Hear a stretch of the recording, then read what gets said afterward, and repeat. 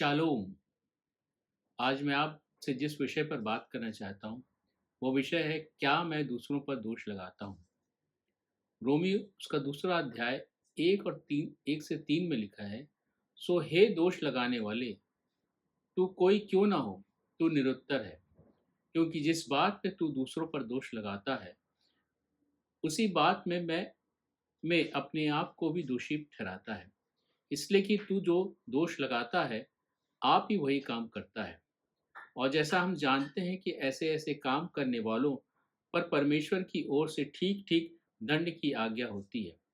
और हे मनुष्य, तू जो ऐसे-ऐसे काम करने वालों पर दोष लगाता है और आप ही ये काम करता है, तो क्या यह समझता है कि तू परमेश्वर के दंड की आज्ञा से बच जाएगा?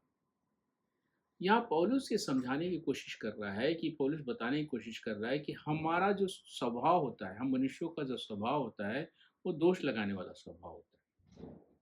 हम दूसरों की हर गलतियों को बड़ी अच्छी रीति से आइडेंटिफाई कर लेते हैं और उन गलतियों को हम बताते रहते हैं, तुमने ये किया, तुमने वो किया, तुम्हारे अंदर में ये कमी, तुम्हारे अंदर भी ये कमी है। लेकिन हम अपने आप को कभी नहीं देखते।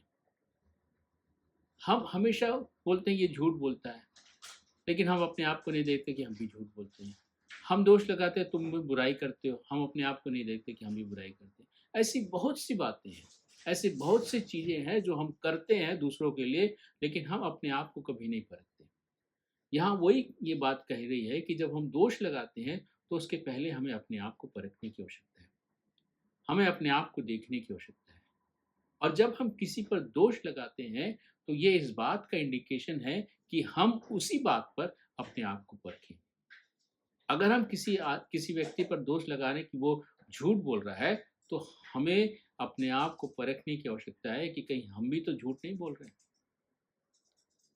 हम कहीं किसी बात पे, किसी को कुछ विषय पर हम उसको दोष लगाते हैं, तो वो एक हमारे लिए एक इंडिकेशन है, एक हमारे लिए एक एक एक सूचक है कि कहीं वो बात हमारे जीवन में तो नहीं है। हमें अपने आप को परखने की आवश्यकता है।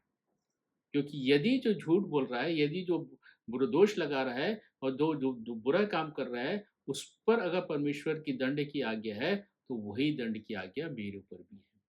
क्योंकि परमेश्वर किसी का पक्षपात नहीं करता। परमेश्वर हर व्यक्ति को समान नज़र से देखने वाला परमेश्वर है।